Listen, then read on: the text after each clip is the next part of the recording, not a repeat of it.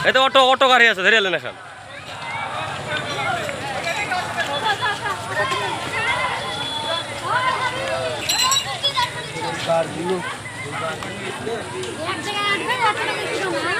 auto যাবে না নাকি এই টুকটুক যাবে সব রিজার্ভ করা নাকি